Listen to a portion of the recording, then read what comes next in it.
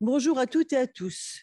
C'est avec un plaisir sincère que j'introduis cette 6e conférence organisée en partenariat avec l'IRIS et la mutuelle UNEO. J'avais déjà eu en effet la joie d'animer la précédente qui s'est tenue en mai dernier. Pour ceux que je n'ai pas encore eu l'occasion de rencontrer, de croiser, je suis la médecin générale inspectrice Éliane Garabé. Je suis la première vice-présidente de la mutuelle UNEO. J'ai été nommée en mars 2021. Avant cela, j'ai servi au sein du service de santé des armées durant près de 40 ans. Depuis 3 ans maintenant, nous avons maintenu avec l'IRIS ce rendez-vous biannuel et je renouvelle mes remerciements à l'IRIS pour sa confiance et sa fidélité. Nous avons dû nous adapter au contexte, passant de conférences tout présentielles à tout distanciel pour aujourd'hui parvenir à un mode hybride. J'en profite aussi pour saluer les personnes qui nous suivent en ligne et que je sais très nombreuses ce soir. Avant de donner la parole aux 3 intervenants que Marie Chabot vous présentera tout à l'heure, je souhaite vivement les remercier de leur présence ce soir. Par leur expérience, leur expertise très différente, ils traduisent à la fois la diversité des enjeux et des acteurs qui interviennent dans la reconversion des militaires, notre sujet de ce soir. Ce sujet, la reconversion des militaires, nous anime particulièrement à UNEO. Nous comptons parmi nos adhérents, mais aussi parmi nos salariés, beaucoup de militaires qui ont quitté l'institution. Il s'agit pour nous de les accompagner aussi dans ce moment de vie. Je suis par ailleurs moi-même ancienne militaire et j'ai dû faire cette transition il y a 2 ans.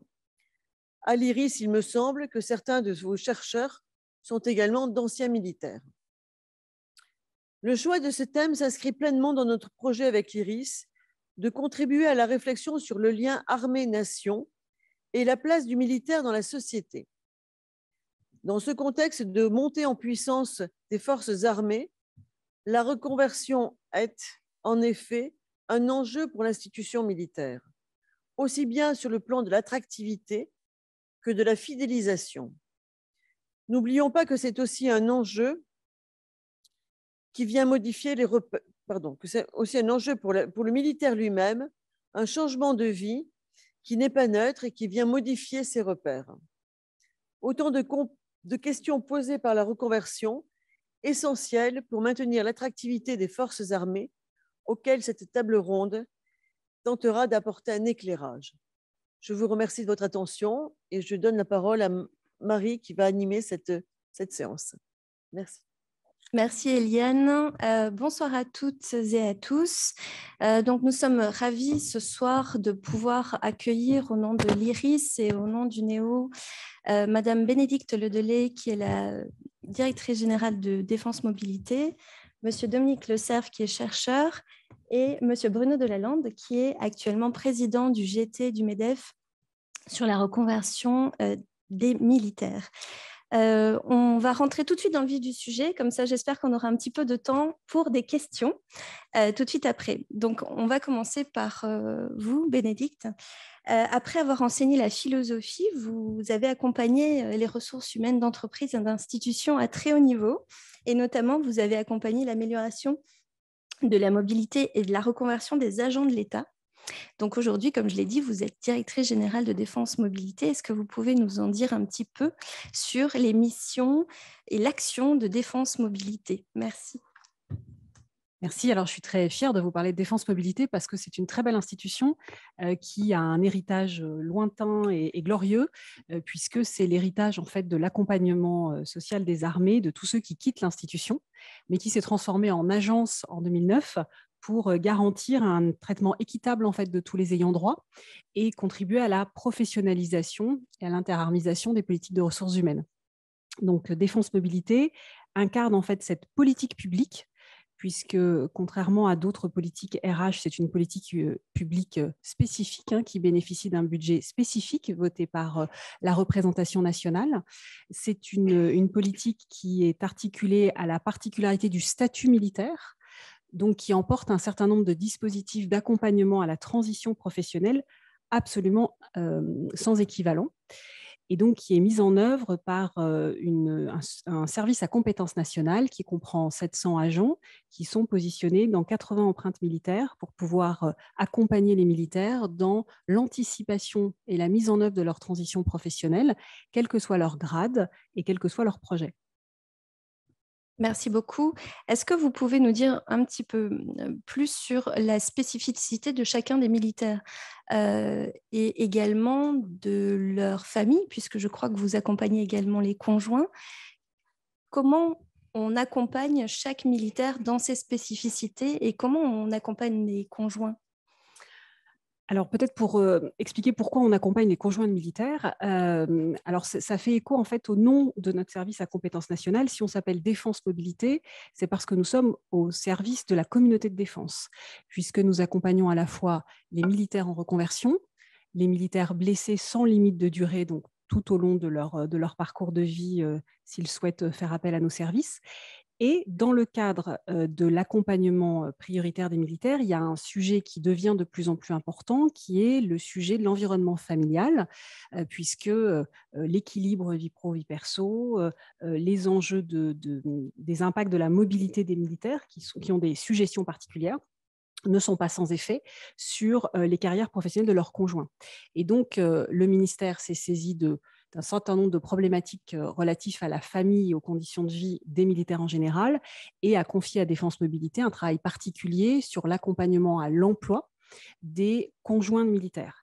Alors, les conjoints de militaires ont la particularité d'être très nombreux et très différents et d'avoir des attentes très différentes. Et donc, le principe de Défense Mobilité, c'est d'essayer de leur apporter un niveau d'information et d'accompagnement qui puisse les aider qui soit en fait une forme de reconnaissance des suggestions particulières du statut militaire. On voit bien que la reconversion, ça vient toucher les compétences des militaires, ça vient toucher également leur identité. Dominique, vous avez été militaire pendant 30 ans. Et vous avez souhaité donner du sens à votre conversion dans la formation professionnelle continue et dans le monde associatif. Et cela vous a conduit à étudier l'optimisation de la reconversion des militaires par la promotion de la compréhension de la transition identitaire lors du reclassement. Est-ce que vous pouvez nous expliquer comment la transition professionnelle est liée à l'identité professionnelle et notamment chez les militaires? Je vous remercie beaucoup pour cette question. Il y a quelques militaires dans la salle, vous parlez et d'anciens militaires, vous parlez de chercheurs, vous posez une problématique qui a l'air très complexe. Je ne suis pas sculpteur de fumée, pour être clair. Donc, effectivement, j'ai voué ma deuxième partie de carrière, après 30 ans passés dans l'armée, à la façon, à la manière, à la recherche de pouvoir optimiser ce que moi-même j'avais ressenti comme étant une difficulté.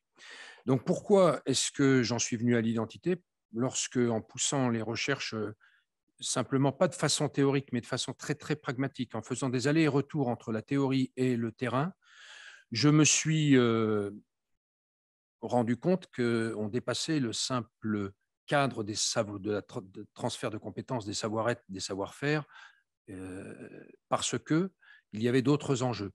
Et j'ai été conduit comme cela à travers la recherche sur les pas, notamment des chercheurs de l'école de Toulouse.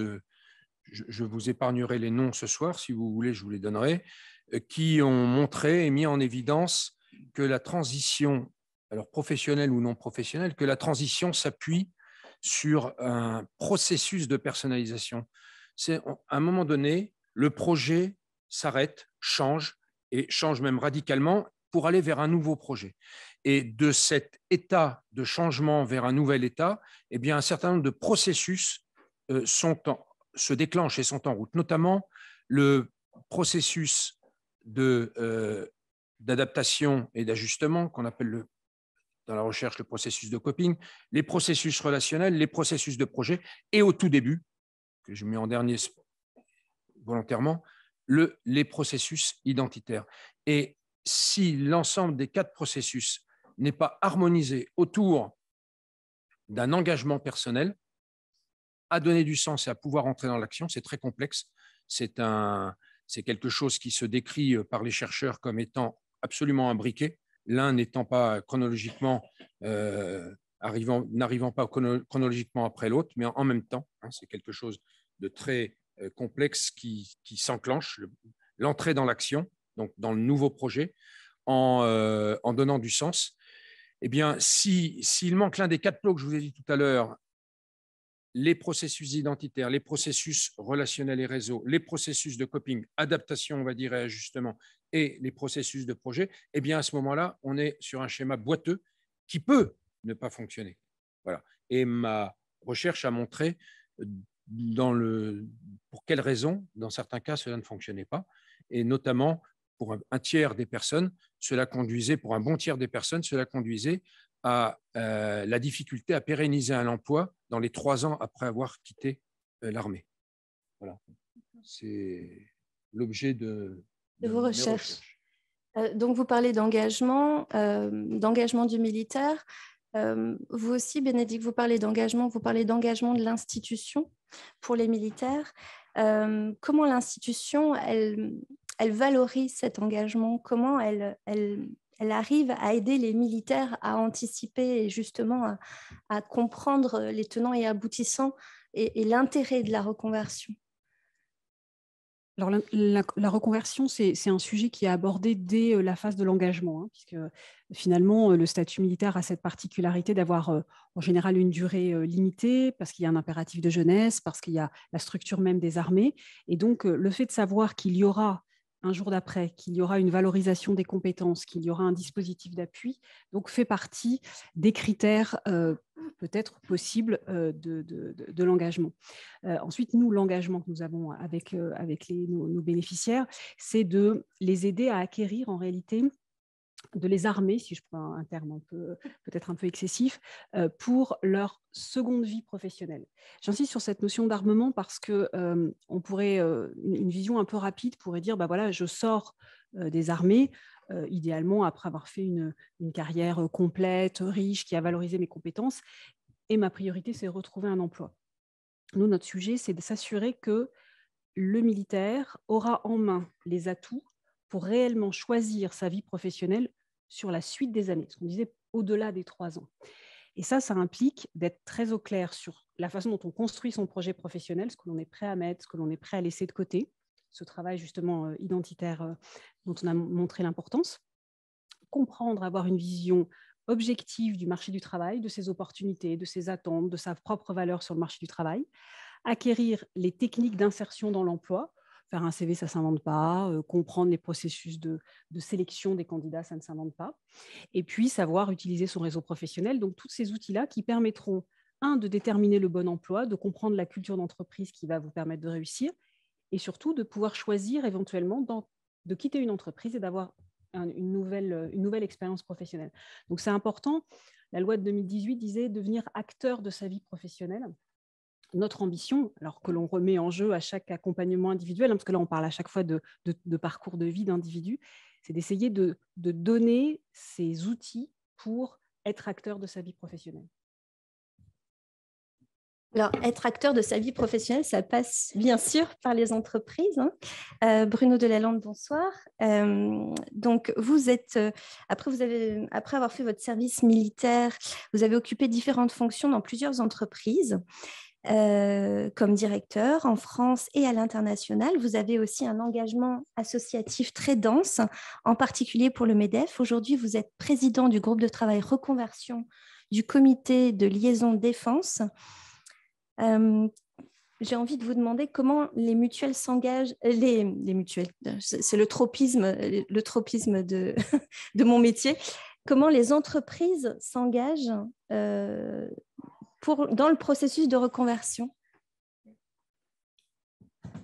Alors déjà, comment les entreprises s'engagent dans la reconversion, c'est d'abord comment les entreprises s'engagent ou se rapprochent des armées. parce que le sujet de départ, c'est celui-là. C'est pour ça qu'il y a un comité de liaison défense du MEDEF qui a été créé il y a 20 ans et dont l'objet et l'objectif, c'était de rapprocher les deux mondes, militaires et des entreprises, et des mondes qui s'ignorent totalement. Depuis la fin du service militaire, on demande à des civils de raconter ce que font le quotidien des militaires et les grades et les responsabilités. Plus personne ne sait rien. Et donc, il faut rapprocher les deux mondes. Le comité de liaison défense a des activités autour de la réserve. Donc, le comité de liaison défense a deux grandes activités, réflexion, action. La partie réflexion, c'est aider l'état-major qui nous sollicite. On est un des principaux organismes qui est sollicité par l'état-major en termes de représentants des entreprises, par exemple sur la réserve. Vous savez qu'il y a un sujet réserve qui a lieu en ce moment et nous sommes un des principaux on réfléchit avec eux, la réintégration des blessés des armées.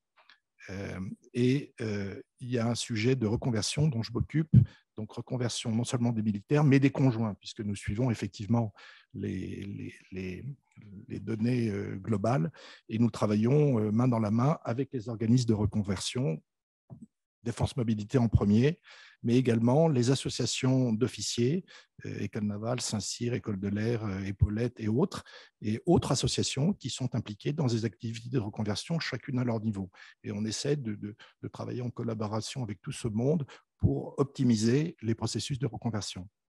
Mais le premier sujet, c'était le rapprochement des entreprises vers le monde militaire parce que c'est vraiment un élément clé, on le voit bien avec la guerre en Ukraine, que si les entreprises ne sont pas là, c'est un peu compliqué de faire la guerre. Vous avez parlé de seconde vie tout à l'heure, de seconde vie professionnelle. Je me demandais si c'était une seconde vie professionnelle, Dominique, ou c'était une continuité de la vie. Cette reconversion, c'est un bouleversement, c'est en termes d'identité. C'est un grand sujet.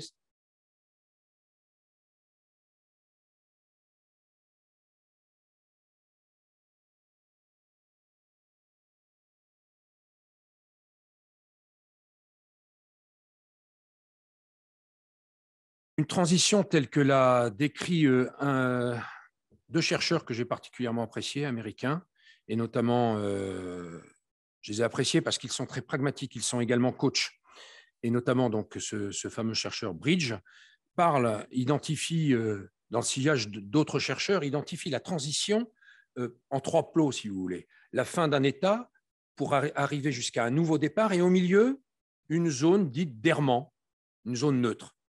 Et ce qui est intéressant, c'est de noter que lorsque vous arrivez à cette fin, pour aller vers le nouveau départ, Bridge identifie 5 étapes, on va dire 5D, 5 étapes de détachement, ce sont ses propres mots, traduits de l'américain.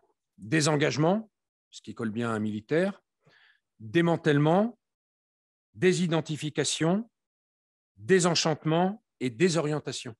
Donc, vous voyez, selon la façon dont peut être vécue cette transition, ça peut être réellement un bouleversement et une rupture.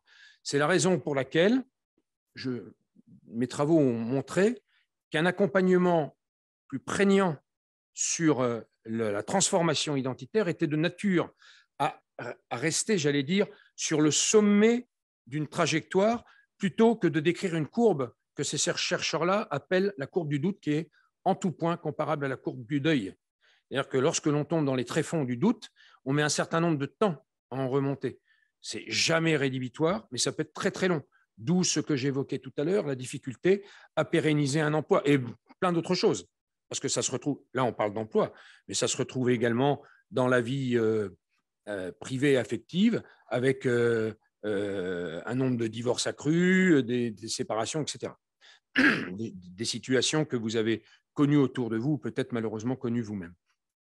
D'où cette importance d'avoir conscience, lorsque l'on entre en transition professionnelle, que l'on entre en transition de vie, et qu'à ce moment-là, il y a nécessité, à la fois en décrivant le projet futur, à la fois de penser au projet professionnel, mais penser, comme l'a dit Bénédicte Ledélé tout de suite, au projet de vie, et de faire en sorte que les deux s'harmonisent, de ne pas rentrer dans le déni et imaginer que finalement, tout pourra continuer comme avant, car c'est impossible que tout continue comme avant.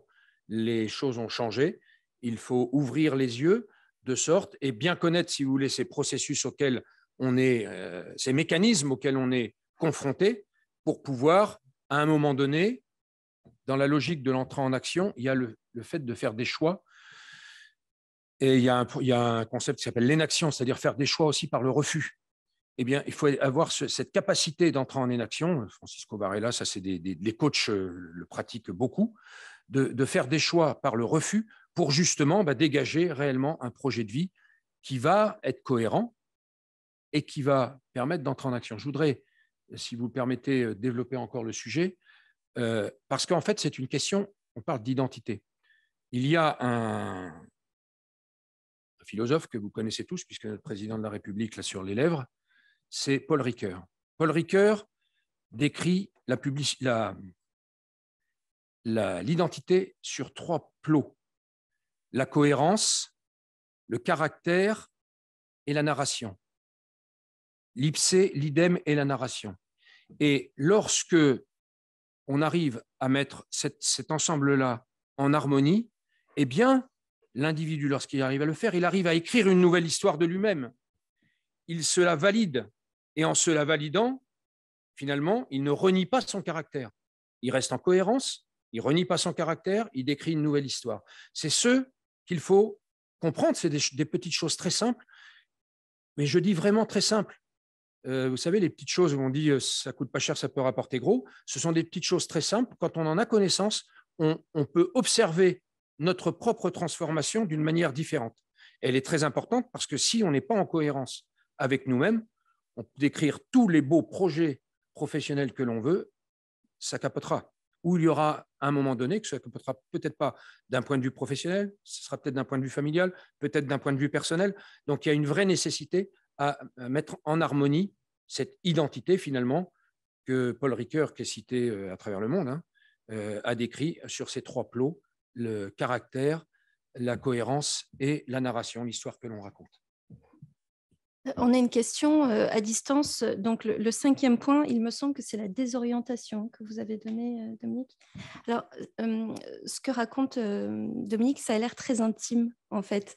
On a l'impression que cette transition, c'est un enjeu intime que les militaires vivent. Est-ce que vous avez cette même impression et pourquoi l'institution, du coup, s'intéresse-t-elle à la reconversion de si près ? Alors, la question est vaste. Je pense que l'enjeu identitaire, on en voit assez vite le sens. Enfin, la condition militaire est présentée comme étant une condition qui n'a pas d'équivalent, de par sa mission, de par l'engagement qu'elle exige, de par ce qu'elle peut exiger de l'individu. Et là, je ne ferai pas injure à ceux qui sont là de rappeler toute la littérature qui a pu être produite là-dessus. Donc, le militaire est dans une situation qui n'a pas d'équivalent dans le civil, et l'exercice de son métier se fait dans le rappel constant de la spécificité du statut militaire. Donc, ce qu'on appelle le choc de militarité à l'entrée, on le retrouve à la sortie, par définition. La question, c'est comment est-ce qu'on prend en compte cette spécificité de la transition professionnelle, qui n'est pas passer du sable à la défense, mais il y a aussi ça, qui n'est pas passer du collectif et d'une mission au service de la France à la réalisation d'une mission dans une entreprise à finalité lucrative, ce qui serait un peu des caricatures. Pour autant, c'est un nouveau mode de fonctionnement, c'est un nouvel engagement individuel. Et ça, oui, ça relève à la fois d'un accompagnement professionnel, mais, et c'est la même chose dans le civil, ça renvoie aussi à des choix individuels parce que derrière, on parle de personnes qui ont accumulé une expérience professionnelle, qui ont accumulé un vécu particulier et qui sont face à des choix. C'est toute la particularité d'ailleurs de l'accompagnement des transitions professionnelles. Je suis toujours un peu embêtée quand on parle d'orientation professionnelle. Nous n'orientons pas. Ou alors on aide peut-être à trouver l'étoile polaire que chacun doit trouver pour soi. Mais on n'oriente pas. On aide à être en capacité de faire les choix que l'on est prêt à assumer. Et donc oui, il y a une part très, très importante d'intime et d'énergie personnelle, puisque finalement, ce n'est pas seulement une histoire de méthode, c'est aussi une capacité à s'engager dans son propre projet. Et donc à se rappeler qu'on ne s'efface plus derrière un collectif et derrière une mission, et qu'il faut affirmer ce que l'on choisit ou ce que l'on ne choisit, enfin ce que choisit par la négative, pour reprendre les termes de Dominique Le Cerf. Donc il faut dire « je » pour être acteur de sa vie professionnelle quand on s'est effacé derrière la mission et derrière le collectif pendant toute une carrière. Donc par définition, c'est tout sauf évident. Et c'est exactement le cœur de la mission des transitions professionnelles des militaires dans la vie civile. Bruno, comment les entreprises accueillent ce choc? Bénédicte parlait de choc de la militarité. Comment les entreprises appréhendent cette population singulière que sont les militaires? Alors, il y a plusieurs types d'entreprises et il y a plusieurs types de militaires. Donc, il y a des entreprises qui ont des appétences, des connaissances de ce milieu et qui sont équipées pour apprendre aux militaires qui arrivent à parler civil. Après, il y a celles qui sont très loin et c'est plus compliqué. D'un autre côté, les militaires, c'est un milieu tout à fait hétérogène. Quelle différence entre un commando marine et un pilote de chasse? Ça n'a rien à voir. Donc, ils ont des choses en commun. Ils ont des choses en commun qui sont fondamentales. Hein. C'est le savoir-être, la mission dont parlait Bénédicte, la loyauté, la confiance, des savoir-faire indéniables en termes de management humain. Et ensuite, ils ont des expertises différentes en fonction de ce qu'ils ont fait dans leur carrière professionnelle. Donc, pour répondre à votre question, moi, je regarde le recul sur toutes ces centaines d'officiers qui sont passés par le MEDEF dans différents événements. Et il y a quand même une bonne nouvelle, c'est qu'effectivement, moi, je suis de la génération la génération des militaires qui avaient fait l'Indochine et l'Algérie. Je vous rassure, ça s'est nettement amélioré par rapport au traumatisme de ces gens qui quittaient l'armée et pour beaucoup qui étaient forcés à partir dans le civil. Moi, ce que nous observons, c'est par-delà, ça ne remet pas en question ce qui a été dit, attention, hein, mais ce qu'on observe quand même, moi, en 5 ans, même en 5 ans, j'observe que les difficultés des gens pour passer d'une vie à l'autre, on va trouver les mêmes chez les civils, parce que qu'on soit militaire ou civil, on a des vies personnelles, particulières, on a des réglages, comme disait Dominique, des réglages par rapport à soi-même, et c'est pas parce que même les civils ont la même chose. Et en fait, on se rend compte qu'on a toujours ce 20 à 30% de gens pour lesquels ça va être plus difficile, mais ça veut dire que pour 70%, à partir du moment où ils font les passages par le SAS et je dirais les éléments qui leur permettent de bien parler le civil, qui font bien leur deuil de leur activité d'avant, ça se passe bien, même s'il y a un premier échec civil. Enfin, donc la bonne nouvelle, c'est que ça va quand même dans le bon sens. Hein. Il faut pas véhiculer des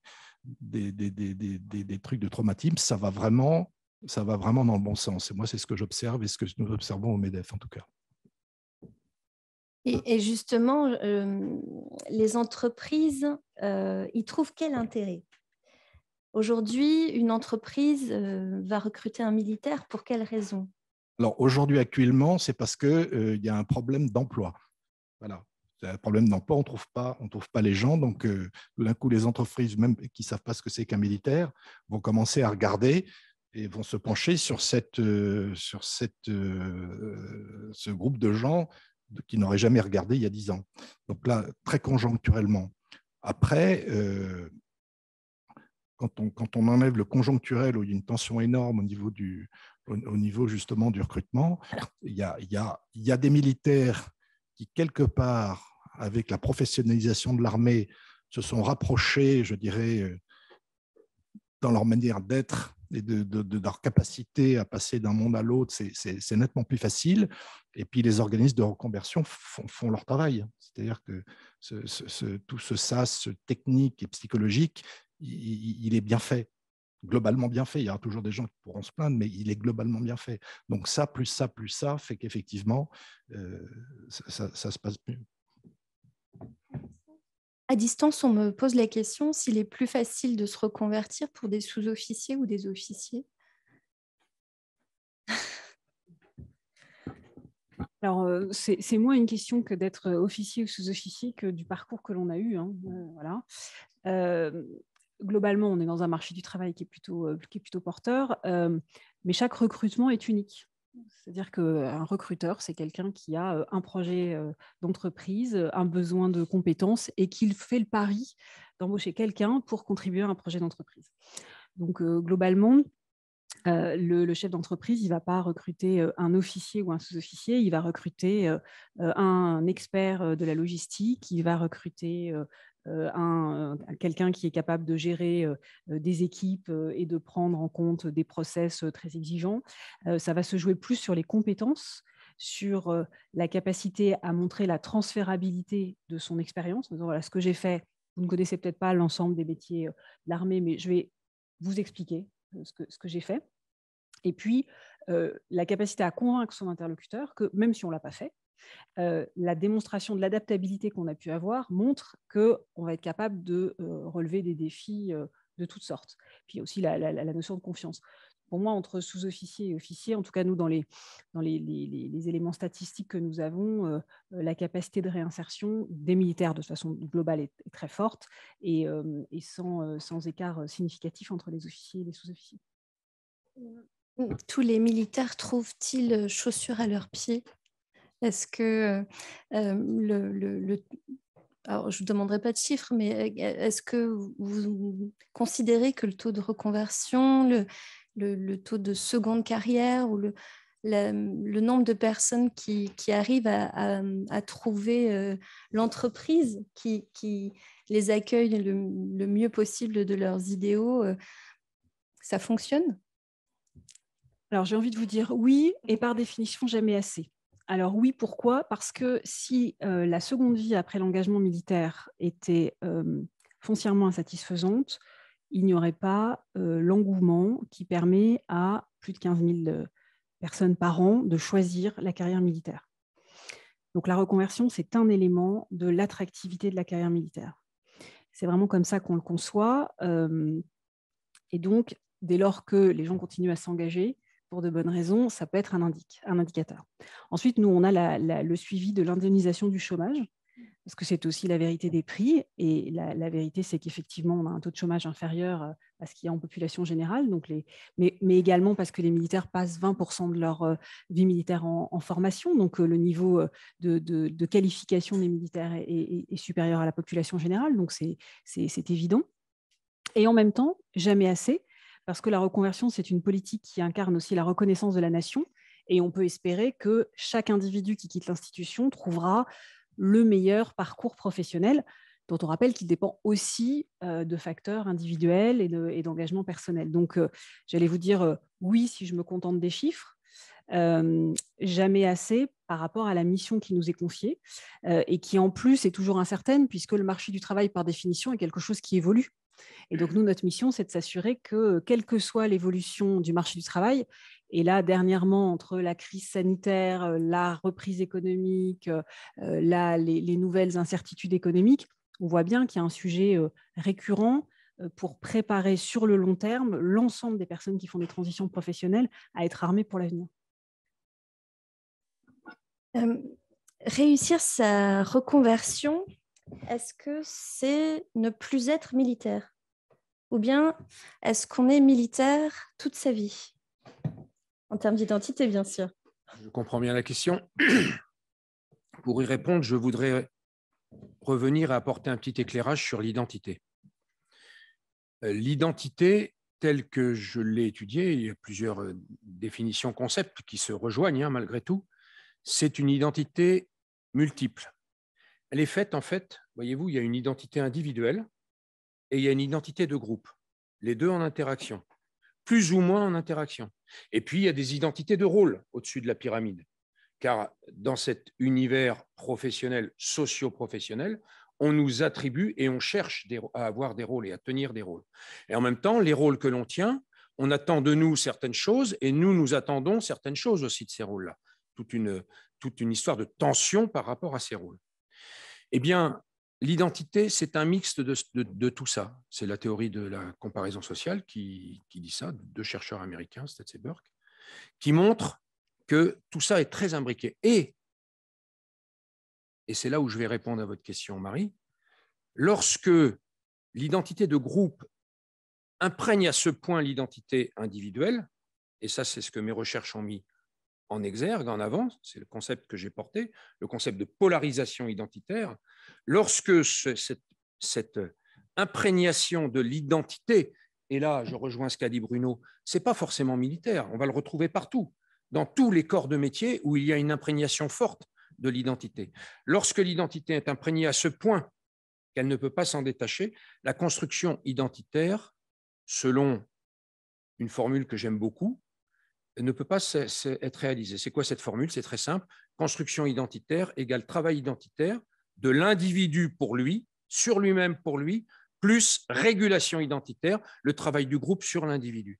Et voyez-vous, lorsque le travail du groupe sur l'individu est à ce point plus important, trop important, le travail de l'individu ne peut pas forcément bien se faire. Mais souvenez-vous que dans cette pyramide, travail individuel, identité individuelle, identité de groupe, il y a, au-dessus de tout ça, il y a les rôles qui sont joués.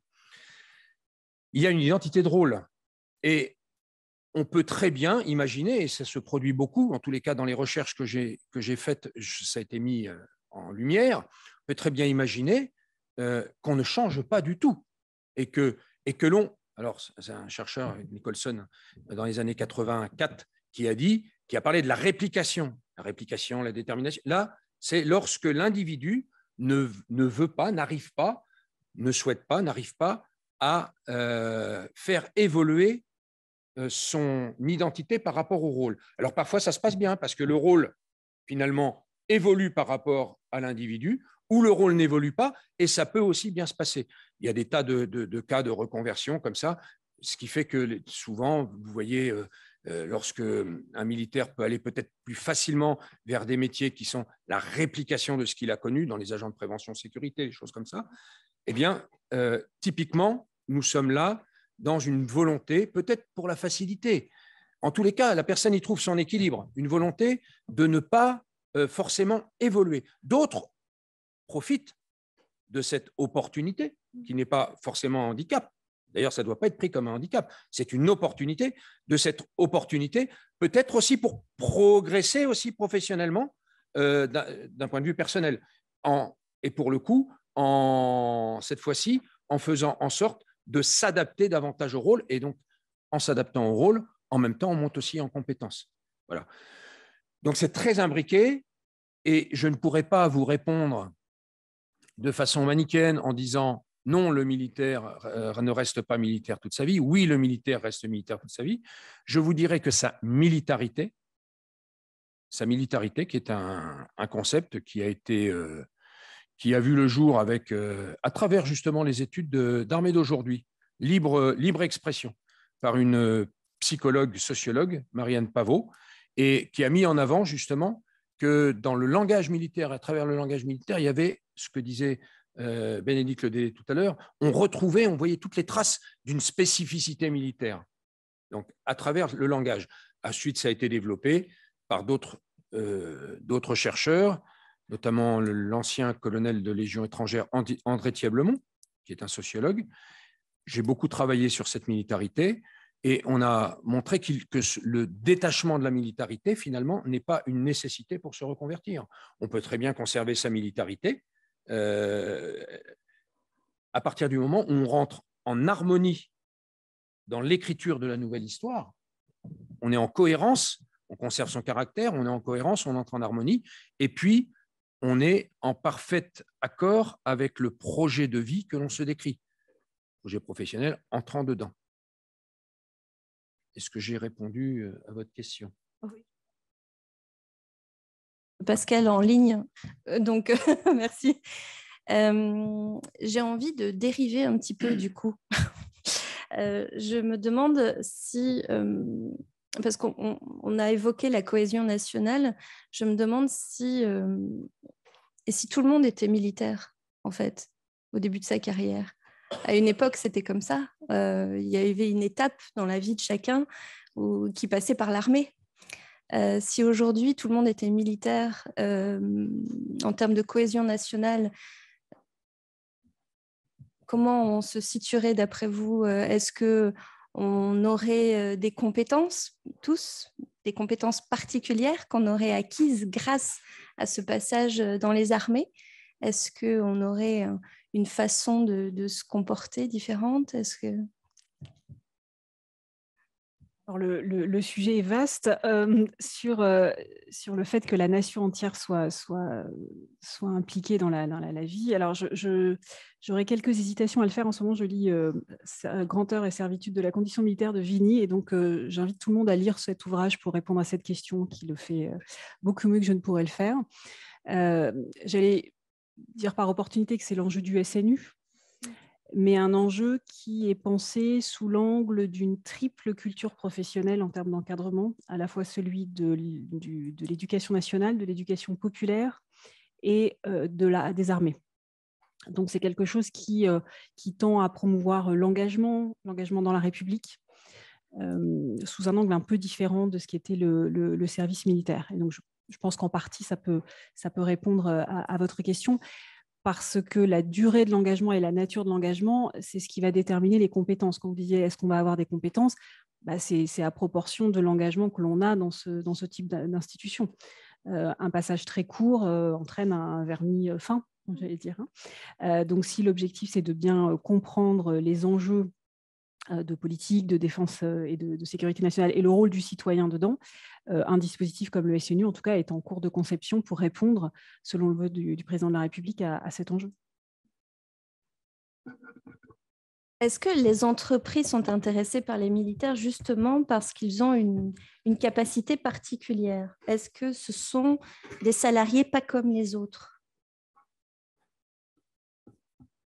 Comme les autres, je ne sais pas, mais en tout cas, ils ont des caractéristiques particulières et que je prenais l'exemple que je prenais tout à l'heure, entre un commando marine et un pilote de chasse, il y a des choses très différentes, mais il y a des choses qui sont très similaires, ça s'appelle le savoir-être. Voilà. Donc ce savoir-être, je dis, c'est le fait de savoir remplir une mission, l'aspect loyauté, l'aspect feedback, qu'on appellerait texte en armée, et cette capacité à manager les hommes. Après, tout le monde n'est pas forcément au même niveau, mais en tout cas, c'est la base, je dirais, du fonctionnement militaire. Et donc, au bout du compte, ça se traduit par de la confiance. Et ça, je crois que Bénédicte l'avait touché tout à l'heure, la confiance, c'est fondamental. Donc, les militaires amènent ça, quel que soit, en grande généralité, quel que soit le parcours qu'ils ont eu dans l'armée. Après, sur les expertises, c'est très, très varié. Entre le service des essences et le pilote ou le sous-marinier, ce n'est pas du tout les mêmes expertises, mais le savoir-être, oui. Merci. Merci à tous les trois. Je pense qu'on va pouvoir lancer les questions. J'ai juste avant de vous donner la parole une question qui attend depuis un petit moment à distance. Le marché du travail étant mondialisé, quels sont les outils que la reconversion peut mettre en œuvre pour une recherche d'emploi à l'étranger, à mettre en lien éventuellement avec la proposition de loi visant à lutter contre le recrutement par des entités étrangères d'anciens militaires français, excusez-moi, par le député Thiraud? C'est une excellente question, bien sûr. Alors, plusieurs choses. D'abord, on a un nombre significatif de nos bénéficiaires qui, effectivement, poursuivent leur carrière à l'international. D'abord parce que leur carrière a été internationale. Je vous rappelle que les officiers, pour certains, ont même fait une partie de leur service ou par exemple, de l'école de guerre à l'étranger, ont servi sous des commandements internationaux, donc ont une expérience internationale significative. Et donc, cette expérience internationale, elle est valorisée. Ensuite, qu'ils peuvent intégrer des organisations internationales, des institutions internationales. Il y a des concours qui sont proposés, par exemple des concours de l'OTAN, donc on ne part pas très, très loin, mais également des concours de l'Union européenne. Vous avez aussi des dispositifs transfrontaliers. Donc, par exemple, on fait participer nos ayants droit, notamment officiers, à des forums de l'emploi qui existent, par exemple, dans le nord-est, parce qu'il y a des opportunités d'emploi sur une sphère européenne, et comme la France est profondément européenne, il y a des opportunités qui résonnent avec leur souhait de progression professionnelle. Nous avons même des ateliers de préparation, des entretiens en anglais dans notre mission de reconversion des officiers. Donc, ça fait partie des choses qui sont déjà développées.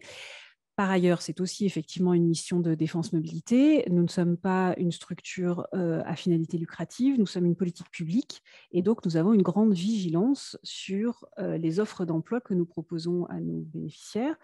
Pour la raison que je vous ai dit tout à l'heure, l'important, ce n'est pas de trouver un emploi coûte que coûte, mais de trouver un emploi durable et de qualité. Et c'est la raison pour laquelle, parce que reconvertir des militaires n'est pas une action comme une autre, nous travaillons avec tous les services associés requis et dont l'expertise est indispensable pour s'assurer de ça. Des questions dans la salle, du coup? Allez-y. Oui, bonjour. Après ces exposés brillants, deux questions qui sont plus pratico-pratiques.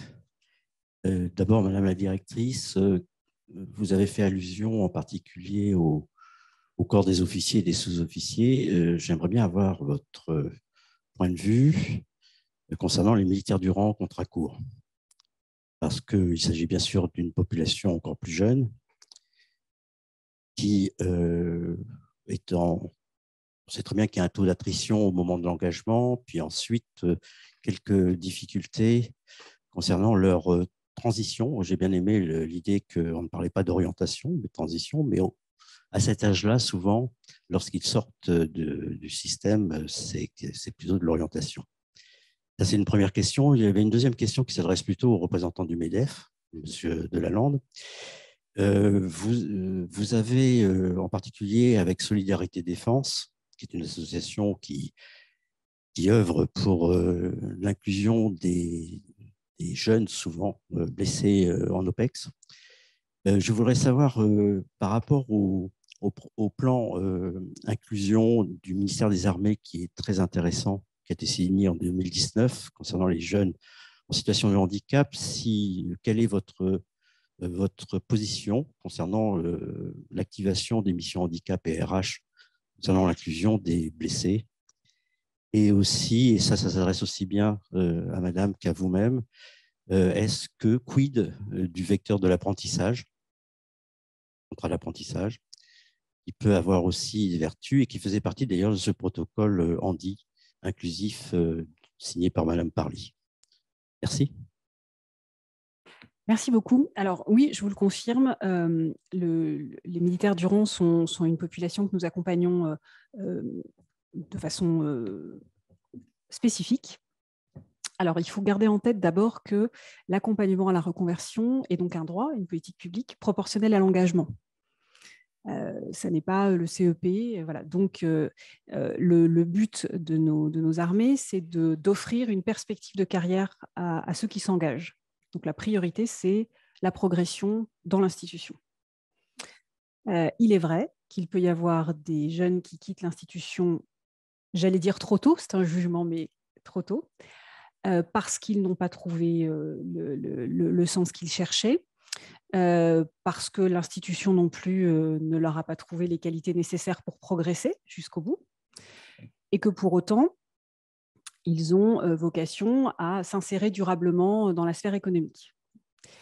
S'ils quittent l'institution tôt, en général, ils n'ont pas acquis les qualités militaires que les entreprises attendent.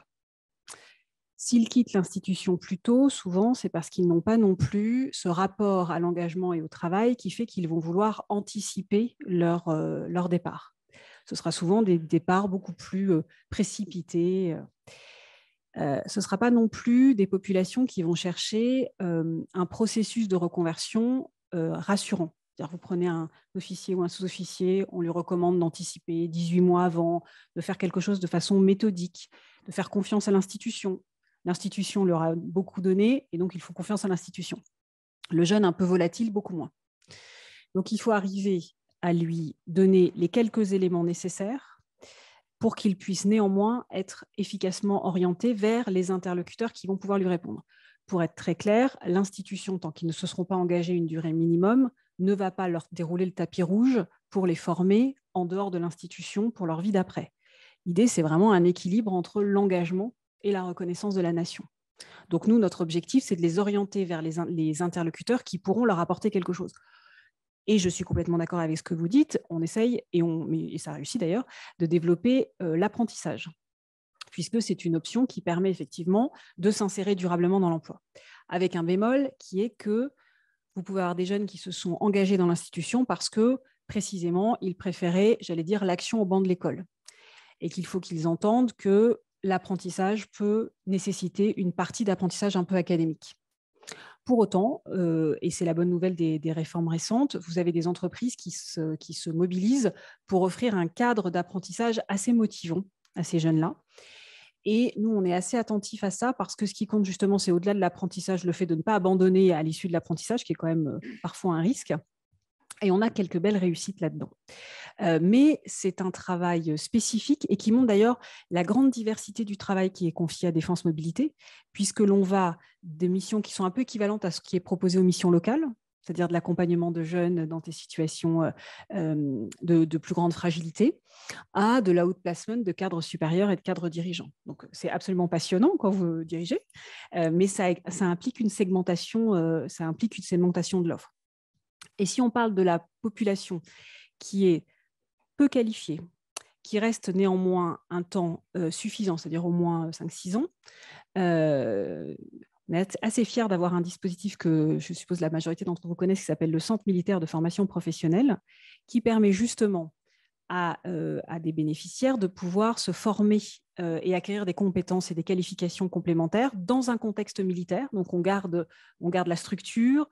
Et pourquoi on garde la structure? Parce que les conditions d'apprentissage sont renforcées quand on reste dans son cadre de référence. C'est-à-dire qu'on ne change pas toutes les variables en même temps. C'est-à-dire qu'au lieu de me préparer au combat pendant toute la journée, je m'arme pour mon avenir, mais je ne change pas tous les critères, parce que c'est compliqué de se mettre à travailler de façon plus académique, par exemple, si on n'a pas eu l'habitude de le faire. Donc, on essaye d'apporter des réponses à chaque fois adaptées. Par exemple, on développe des dispositifs d'apprentissage hybrides, parce qu'il y a des dispositifs qui peuvent être plus simples. Donc, en tout cas, c'est un souci constant pour nous de trouver des modalités de communication avec nos publics, par exemple ces jeunes plus volatiles, qui partent très vite et qui n'anticipent pas beaucoup, de leur apporter des réponses sur mesure, en disant, vous voulez quelque chose de plus à consommer tout de suite, en tout cas, on doit vous donner les petits éléments qui vont faire la différence pour la suite. On doit les aider à leur donner, j'allais dire, les bons plans. Alors, c'est pour ça qu'on part sur Skyrock PLM, qui passe dans les casernes, pour leur dire, n'oubliez pas, si vous ne vous êtes pas engagé longtemps, assez logiquement, vous n'aurez pas des financements. Voilà. Pour autant, pour trouver un emploi, on pourra vous donner 3-4 éléments importants pour la vie d'après. Voilà. Donc, des réponses qu'on essaye de faire le plus en plus ciblées, même si, et on le répète, la cible, c'est quand même que les jeunes s'engagent et s'engagent durablement, parce que c'est ça qui développe durablement leur employabilité.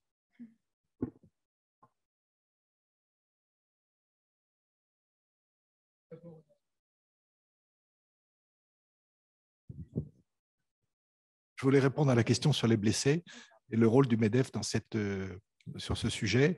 Donc, nous avons un groupe de travail qui est le groupe de travail réintégration des blessés. Et le rôle du MEDEF, en l'occurrence, est double. C'est effet de porte-voix, qu'il y a des blessés désarmés, que ces blessés, à un moment, il faut qu'ils se réintègrent dans la vie civile et dans les entreprises. Donc là, on a un effet porte-voix, un effet de communication.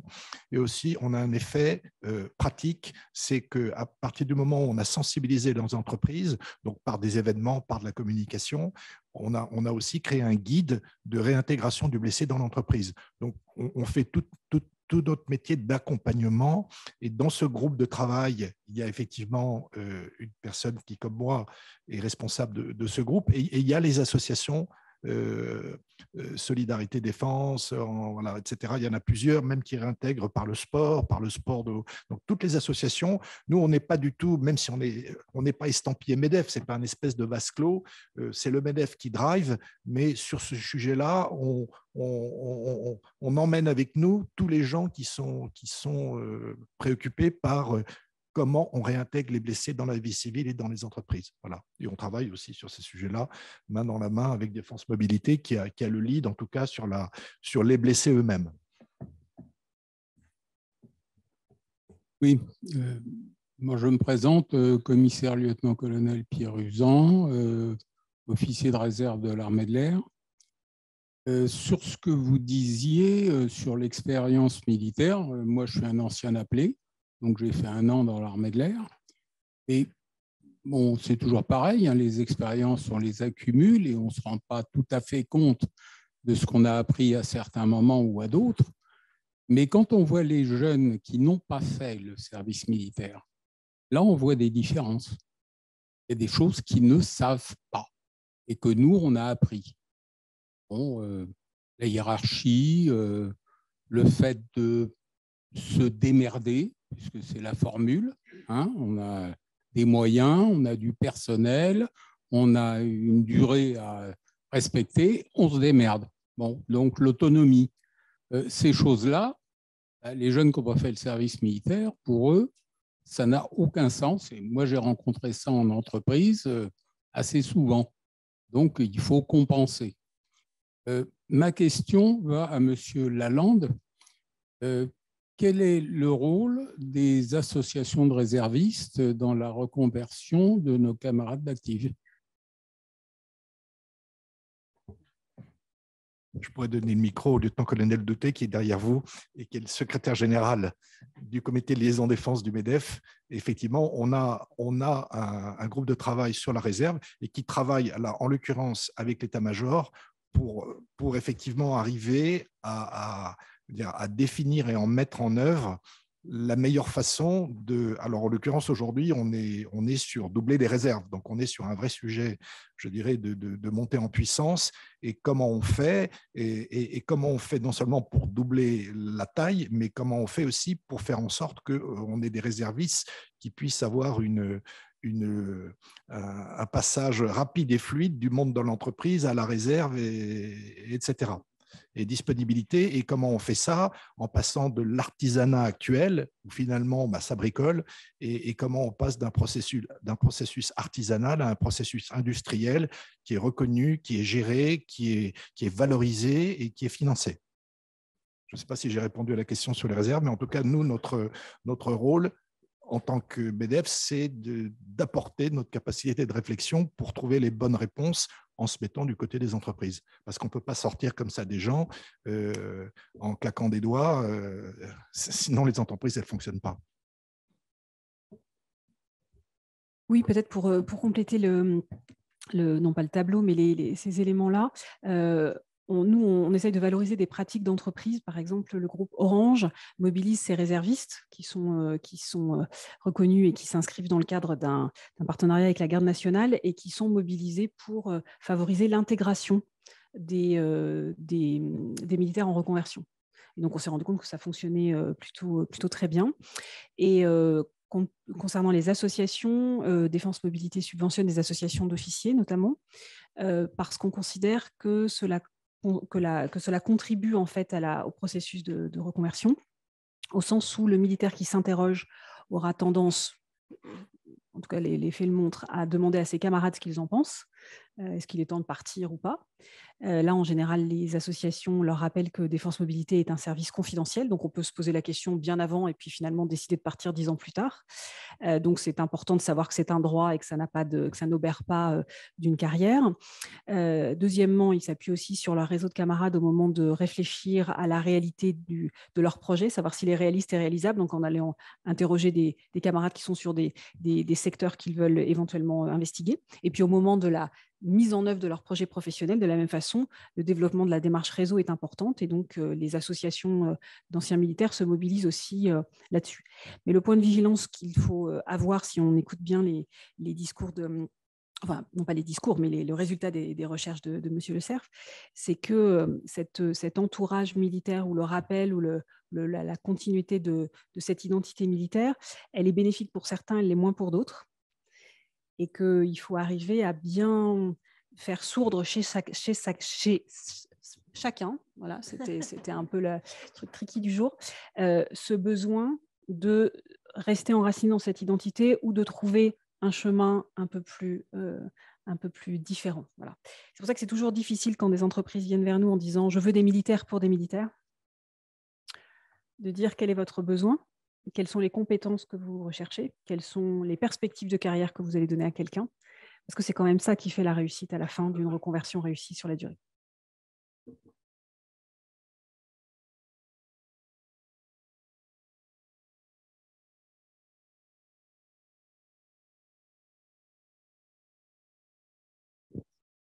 Oui, tout à l'heure, vous évoquiez, Madame la directrice, des départs prématurés de l'armée ou trop tôt. Et comment on considère un départ prématuré et au bout de combien de temps? Puisque moi, justement, je ne suis pas de cette génération qui a connu le service militaire ni l'armée, même de manière générale. Hormis la journée d'appel, on est assez peu sensibilisé là-dessus. Pour autant, ça m'intéresse beaucoup et je vais m'engager dans quelques années. Et j'ai découvert l'option d'entrer en tant qu'officier sous contrat. Je sais qu'on est engagé sur une durée de 5 à 7 ans, renouvelable ou non. Et donc, justement, si cette option n'est pas renouvelable, est-ce que 5 à 7 ans au sein de l'armée, c'est considéré comme une période, comme un vrai engagement et long ou pas assez? C'est ma question. La durée. En fait, il y a un certain nombre de dispositifs qui ne sont pas accessibles avant au moins 4 ans, ce qui est assez logique. Et en fait, chaque statut emporte un certain nombre de droits. C'est assez modulaire, en fait, puisque c'est lié, d'une certaine façon, à la précarité de la proposition qui est faite. Donc, quand on dit c'est trop court, c'est quand d'abord on pense que quand l'institution parie sur quelqu'un, le forme, lui donne sa chance, le forme, et espère assez logiquement, mais comme une entreprise, que la personne s'épanouira et continuera à contribuer. Bon, donc, c'est toujours trop court pour ceux qu'on aurait envie de pousser plus loin. Mais, par exemple, dans l'armée de terre, les militaires du rang sont appelés à rester au moins 6-7 ans. C'est le moment où on trouve un équilibre entre l'investissement dans la formation qui leur est donnée et puis la contribution à la mission des armées. Donc, trop court, c'est quand c'est en deçà des seuils qui ont été fixés pour bénéficier d'un certain nombre de dispositifs particuliers. Donc, c'est ça quand vous êtes officier sous contrat. Et je vous invite à concrétiser l'engagement que vous exprimez là. Vous arrivez en général avec un niveau de diplôme déjà afférent, donc vous avez une employabilité déjà assez élevée. Et donc, vous voyez, en fait, les dispositifs de reconversion sont dimensionnés pour répondre à ce qu'on appelle la manœuvre RH des armées, pour que ce soit finalement un équilibre entre ce que l'armée va vous offrir comme opportunité et puis ce que vous aurez mis un peu sur la table, pour être très clair. Mais si vous engagez comme OSC, que vous renouvelez votre contrat parce que vous avez donné toute satisfaction, Défense Mobilité sera là pour vous. Dominique, vous voulez compléter en termes d'identité? Est-ce que la durée est importante d'engagement? Je reviens sur les propos de Madame Le Délai tout à l'heure, en début d'intervention, qui disait que, évidemment, le temps passé sous les armées imprègne la personne. Maintenant, la personne peut être plus réceptive qu'une autre et se laisser imprégner très rapidement. En termes d'imprégnation identitaire, je parle de persistance identitaire, puisque c'est un terme qui est actuellement développé chez nos amis anglo-saxons. Après, pour ce qui vient d'être dit, ce sont des faits. C'est qu'effectivement, il faut, sur cette manœuvre RH qui a été présentée par Anne-Sophie Havé, je crois, en 2016, devant la commission parlementaire de la Défense, il faut un équilibre. Tout le monde a bien compris qu'il y a derrière même les contraintes de la reconversion, qu'il y a un schéma économique et qu'il faut tenir dans l'enveloppe et l'objet, c'est que l'on ait suffisamment un recrutement à la hauteur des ambitions du pays pour pouvoir remplir les missions. Et ce recrutement à la hauteur des ambitions du pays, il ne tient que si, à côté de ça, ce que vous avez exprimé tout à l'heure, Bénédicte, si à côté de ça, il y a une garantie aussi sur la reconversion. Donc, c'est important, tout un chacun, quand il se présente pour servir sous les armes, de se dire, bien, on me réserve une sortie digne qui me permettra de relancer ma vie professionnelle dans une autre direction. la fameuse manœuvre RH, voilà, qui a été évoquée. Donc, merci de me donner la parole. Je ne vais pas poser de questions, je vais juste compléter un petit peu les débats en profitant de mon rôle actuel justement du cœur de ces sujets, puisque je suis au niveau du bureau des politiques des ressources humaines. Donc, pour bien recadrer un peu la première réflexion que je voudrais faire, c'est que en fait, c'est un enjeu, la reconversion, c'est d'abord un enjeu de ressources humaines. Pourquoi ? Parce que ça correspond à une spécificité des modèles RH militaires qui est le modèle de flux. Donc, l'impératif de jeunesse, bon, je passe les détails, mais donc on s'est vraiment intégré dans les politiques des ressources humaines. Et c'est l'armée de terre qui définit elle-même les moments à laquelle elle choisit de se séparer. Alors, pas toujours, malheureusement, on n'est pas toujours sur les chiffres dont vous parliez. L'impératif pour les jeunes militaires du rang, par exemple, c'est 7 ans de moyenne d'âge. On n'arrive pas toujours à atteindre ces objectifs-là, mais on a vraiment une construction des parcours de carrière parce qu'on ne peut pas amener tout le monde à la fin, contrairement aux civils. On ne regarde pas toutes les compétences.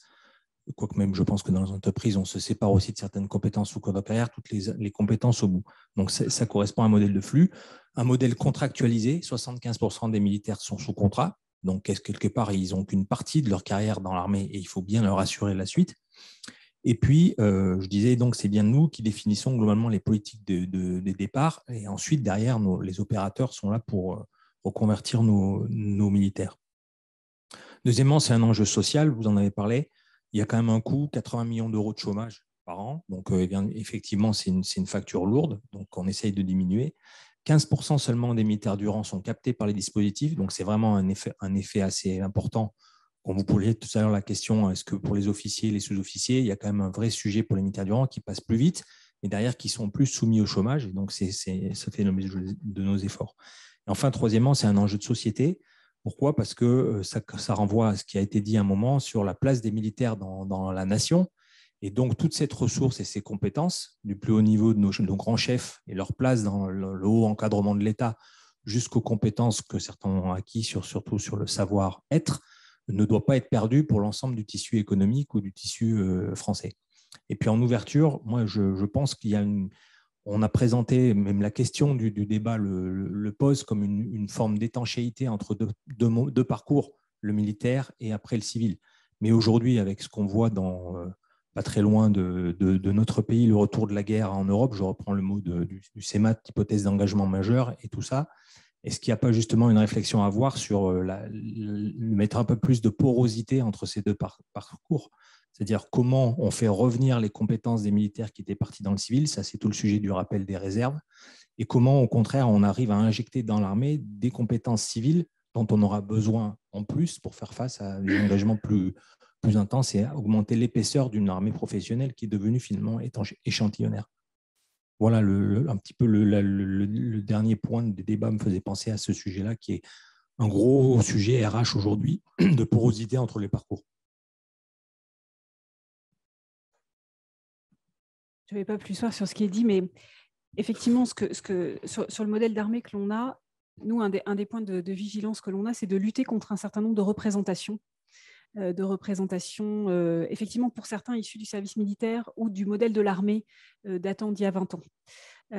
Et d'un modèle d'armée datant d'il y a 20 ans dans un contexte de chômage élevé. Or, tous les paramètres ont changé. Les métiers des armées ont changé. Enfin, voilà, tout ce qui renvoie. Alors, j'ose même pas donner leur nom pour pas attirer trop vite la convoitise sur les compétences qui sont produites par les armées. Mais voilà, on a des filières d'excellence dans des domaines extrêmement pointus qui permettent effectivement à des militaires d'avoir des qualités qui sont hautement recherchées, pas seulement dans la base industrielle et technologique de défense, mais au-delà. Donc, c'est un point important de dire qu'il y a de la même façon qu'il y a une lutte informationnelle dans laquelle maintenant les armées prennent toute leur part, il y a aussi une lutte contre les représentations historiques en fait, des armées. Qui imprègnent encore la société et pour lesquelles il faut évoluer. Effectivement, le conflit en Ukraine permet de rebattre un peu les représentations que l'on a du rôle du militaire, du rôle des forces arrières, de l'enjeu des forces morales et de la contribution de chacun à la défense de la nation. Oui, bonjour. Alors, une petite question, ça peut correspondre au MEDEF et puis à France Mobilité. On a abordé le sujet des blessés, mais j'aurais une explication plus sur la réinsertion des blessés post-traumatiques. Il y en a à tout grade. n'ont pas de blessure apparente, mais c'est le problème de reconversion, je pense qu'il doit être plus important qu'un autre blessé. La réponse, oui, il y a beaucoup plus de post-traumatiques que de blessés physiques. Donc le sujet, c'est bien celui-là. Et ça nécessite effectivement, j'allais presque dire, c'est plus facile de réintégrer des gens qui ont des blessures physiques que des blessures post-traumatiques. Donc c'est pour ça que nous, à notre niveau, et je laisserai Bénédicte donner d'autres informations, mais en tout cas, à notre niveau, si on a créé un guide pour les entreprises, c'est bien qu'il y a un vrai sujet pour expliquer comment, c'est pas juste le faire rentrer dans l'entreprise, lui mettre un bureau et puis un ordi. Ça va au-delà. Il faut de l'accompagnement, il faut savoir comment, il faut la formation pour arriver à gérer effectivement des gens atteints de post-traumatique, etc. Donc, il y a un vrai travail. On réfléchit à des mentors, par exemple, qui pourraient permettre au sein des entreprises d'accompagner la personne qui a été recrutée par l'entreprise et éviter qu'il y ait à un moment une chute qui serait catastrophique et qu'on perde cette personne. Oui, le sujet de l'accompagnement des blessés, c'est absolument au cœur de la politique, enfin de l'attention portée par les armées, puisque c'est la spécificité propre du métier du combat. Et cette blessure invisible du stress post-traumatique, c'est un sujet d'abord de recherche, puisque c'est quelque chose qui s'appréhende aussi au fur et à mesure. C'est un sujet qui est traité d'abord évidemment par le service de santé des armées, par les cellules d'accompagnement et de reconstruction des blessés. Nous intervenons une fois que la personne est reconstruite et souhaite se projeter dans un univers professionnel et se réinsérer.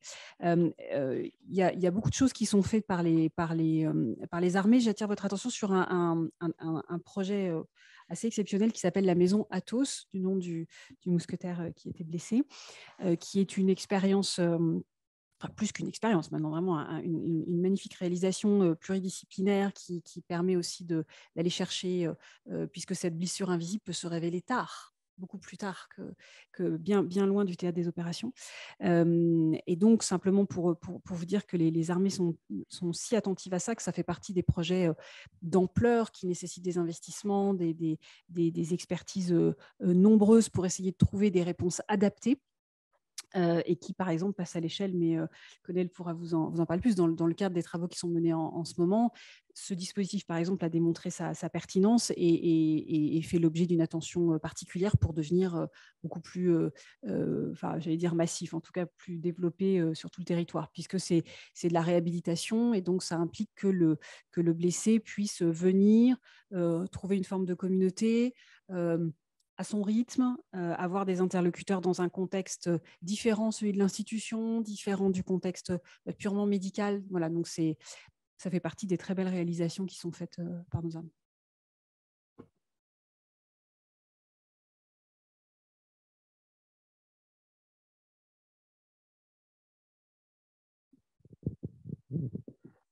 Comme vous le soulignez, il y a un équilibre entre ce qui est nécessaire aux armées et ce qui est nécessaire à l'extérieur des armées. Et on voit bien que, j'ai vu dans certains contextes, que quelques spécialités rares des armées étaient aspirées par la défense et on a dû mettre le haut là. Par exemple, les spécialistes de propulsion nucléaire dans les sous-marins étaient très convoités, mais non, il n'y a rien de secret, étaient très convoités par l'industrie nucléaire dans une phase où elle en avait besoin. Ça risque de se reproduire, évidemment. Donc, on a bien envie de dire, oh, halte au feu, arrêtons et privilégions les militaires. Des freins, il n'y en a pas beaucoup, on en connaît deux. Un frein qui est plutôt rare en quantité, qui est la commission de déontologie des militaires. On ne va pas travailler chez des industries avec lesquelles on a eu des relations professionnelles décisionnelles. C'est évident. La deuxième limitation, qui est tout aussi évidente, c'est celle du lien au service, qui en a été formé à des métiers qui coûtent très cher à acquérir. On dit aux militaires, ben non, pas de départ, ou alors il faut rembourser la période de formation, ce qui paraît assez logique. Est-ce que cet équilibre délicat parfois, tel que j'ai pu le vivre entre les armées et l'industrie, est au cœur des préoccupations de Défense Mobilité? Alors oui, c'est assez évident puisque nous ne sommes pas une structure d'accompagnement externe. Hein. Nous faisons partie du ministère et nous sommes au service des forces. Donc pour la question des filières en tension qui intéressent à la fois les industries mais qui peuvent intéresser aussi de façon plus ou moins directe les armées, oui, ça fait l'objet de discussions raisonnables entre personnes raisonnables, j'allais dire, avec toutes les limites que l'on peut imaginer évidemment. Et donc, comme dans le secteur privé de façon générale, hein, des clauses de non-concurrence, ça sert à essayer de protéger les intérêts des uns et des autres. Donc, sur ces filières, je ne m'étendrai pas plus que ça. Effectivement, il y a un sujet de concurrence sur les compétences, surtout dans le contexte d'un marché du travail extrêmement tendu. Voilà, donc je ne vous dirai pas beaucoup plus sur ce sujet, mais il y a toujours eu, et il y a encore évidemment, des gentleman agreements avec un certain nombre d'industriels pour avoir un intérêt partagé. Parce que, alors pour être extrêmement clair, ça peut être de dire, bah, écoutez, donnons des noms, tel type de pilote, on en a encore absolument besoin pour une durée de 2 ans. Par contre, si vous cherchez des pilotes qui ont des qualifications qui vous intéressent, qui sont peut-être moins critiques par rapport au modèle dont on parlait maintenant, on peut peut-être s'entendre sur le fait de vous proposer des profils qui ont une expérience qui correspond à vos besoins, mais qui vont en plus ne pas perturber la pyramide RH dont on a absolument besoin pour être opérationnel ce soir si besoin. Alors, c'est un sujet RH, j'imagine, mais vous parliez de progression prioritaire au sein des forces tout à l'heure.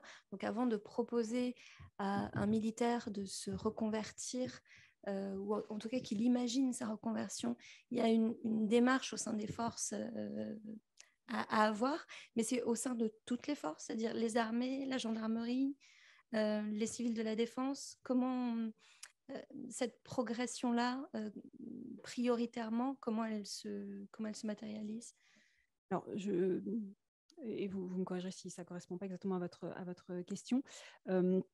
Ce que le colonel précisait tout à l'heure, c'est qu'il y a un modèle RH, et ce modèle RH, c'est de dire bah, on fait monter en compétence un certain nombre de profils qui correspondent aux besoins. Voilà. Donc, ça, c'est fait avec un modèle d'accompagnement RH qui a pas beaucoup d'équivalents hein, dans le secteur privé, où voilà, on a des gestionnaires, mais derrière la notion de gestionnaire, ce sont vraiment des experts RH qui suivent des carrières, des compétences, parce qu'en plus, il y a une vérité des prix quand même dans les forces, parce savoir est-ce que telle personne est en capacité, je ne sais pas, par exemple, de gérer un sous-marin de telle taille pour tel type de mission, il y a une vérité des prix, c'est possible ou c'est pas possible en fait. Donc, savoir les capacités, les compétences, les expériences qu'il faut avoir accumulées pour être en capacité de gérer ce type de mission, bon, vraiment, c'est assez clair. Donc, il y a un suivi extrêmement précis et puis un dialogue d'ailleurs très qu'on va pouvoir qualifier de très direct en fait entre les gestionnaires RH et les soldats, enfin et les militaires, qui leur permet d'avoir une visibilité assez claire sur les opportunités qu'ils vont avoir ou sur les limites de progression qu'ils vont avoir aussi.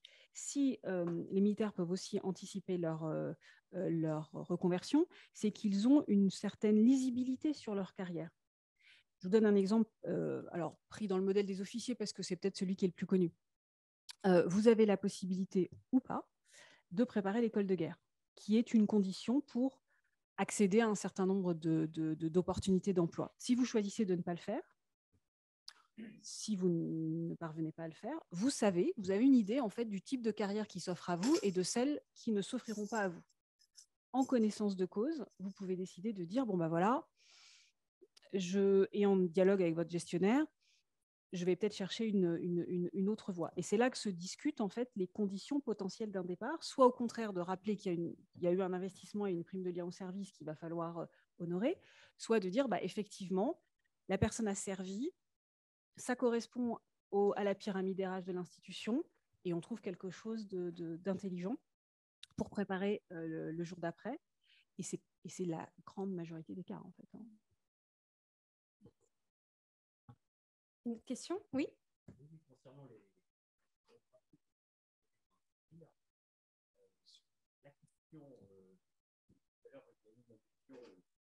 militaire défunt, pour avoir travaillé sur ce sujet devant la commission Séguin, et bon, ça c'était une vraie question qu'on se posait, c'était fallait-il préserver une part de mixité par rapport à la professionnalisation des armées, en particulier sur des compétences extrêmement sensibles. Et une des questions qu'on peut se poser dans le développement des réserves, voire le doublement des réserves, puisque c'est un des objectifs qui est fixé un peu dans la précipitation, puisque les pauvres réserves ont été quand même assez malmenées pendant un certain temps. La question, c'est par exemple ce qu'on appelait avant les scientifiques du contingent et le rôle de la Direction générale de l'armement, comment elle peut développer, et je sais nous savons tous qu'elle développe des programmes incitatifs auprès des écoles d'ingénieurs, mais c'est vraiment un des vecteurs extrêmement importants qui apportera ce que monsieur disait, une réponse et un début de réponse, c'est-à-dire, et alors avec aussi une attractivité pour les jeunes femmes scientifiques. Il y a aussi des efforts qui sont faits au sein des armées en termes de féminisation, y compris sur des postes extrêmement sensibles et de hautes compétences. Alors sur la mixité, sur le développement de la mixité dans les armées, je vous invite à inviter la haut fonctionnaire en charge de la mixité, qui est la commissaire générale Bourdès, si je ne me trompe pas de nom, qui, en plus d'être une femme remarquable, évidemment, saura vous donner en plus une perspective internationale sur la façon dont sont traités ces sujets. Sans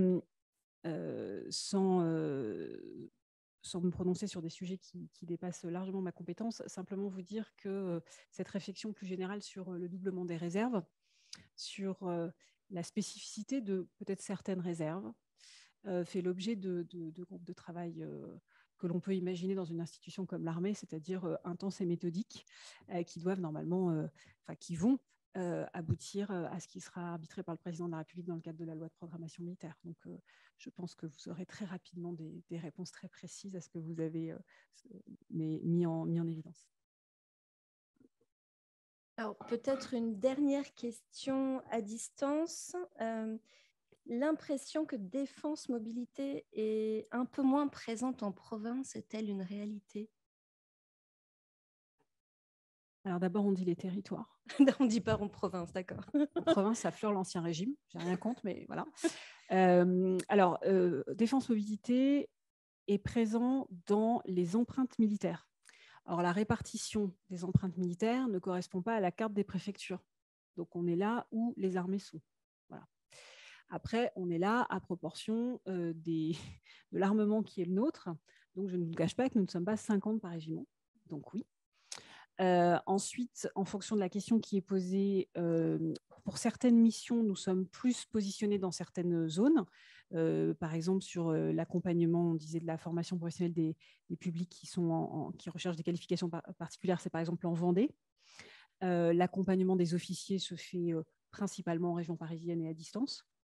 Donc oui, on a une répartition géographique qui n'est pas complètement homogène, mais, et c'est notre souci constant, l'idée c'est d'être en proximité de nos bénéficiaires. Donc normalement, on l'est davantage, mais j'ai nos collègues de la gendarmerie nationale qui, eux, sont répartis comme l'est la gendarmerie nationale, c'est-à-dire de façon plus homogène sur l'intégralité du territoire. C'est une de nos spécificités.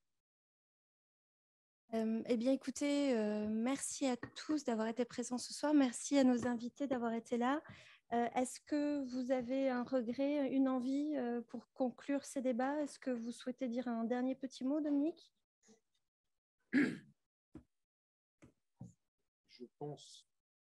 Je pense qu'on a tous bien compris l'enjeu de la reconversion en termes d'efficience, en termes d'efficacité. C'est l'enjeu en même temps, et en cascade, ce qui a été expliqué tout à l'heure, du maintien de nos effectifs à bon niveau pour pouvoir remplir les missions. J'ai forcément, dans la sensibilité qui est la mienne, toujours un regard accentué sur l'individu en tant que tel, pour lequel la réussite de la nouvelle vie ne se cantonne pas à la seule réussite du projet professionnel, mais vraiment à un projet professionnel qui est en harmonie dans son milieu de vie, dans son environnement, dans sa nouvelle vie, de manière à ce que, d'une part, il puisse conserver pérenne son emploi, parce que très souvent, les emplois, vous connaissez les chiffres aussi bien que moi, hein, on est à un an à 62% de personnes reconverties parmi les captés, ou quelque chose comme ça, et on est à 18 mois après, tout rapport fait, il n'en reste plus qu'une petite quarantaine de pourcents, ce qui prouve qu'il y a de toute façon, non pas un malaise de l'individu, mais en tous les cas, il y a un vrai travail individuel à réaliser, et que au plus tôt l'individu en tant que tel, s'il réalise ce travail, au plus tôt il sera en mesure de pérenniser sa nouvelle vie, d'avoir une nouvelle vie en harmonie, à la fois professionnelle, à la fois familiale, à la fois avec tous les enjeux qui sont celles d'un individu. Voilà. Seule conclusion. Merci beaucoup. Bruno, un dernier petit mot? Il faut que les entreprises se rapprochent du monde des armées, parce que là, on a beaucoup parlé des personnes qui quittent le monde militaire et qui sont dans les entreprises. Et sachez que ça fait partie de nos gros travail qu'on fait en ce moment au comité de liaison défense du MEDEF. Merci infiniment. Donc, on fait un appel aux entreprises. N'hésitez pas à vous rapprocher du comité de liaison du MEDEF. Un dernier petit mot? Les défis sont immenses parce qu'on entend que l'institution attend beaucoup, que les personnes attendent beaucoup et que le marché du travail est en profonde refondation, restructuration, changement. Et notre enjeu, c'est de répondre à l'appel. Dans un temps de Conseil national de la refondation, je pense que ça tombe bien. Merci à tous et bonne soirée. À très bientôt.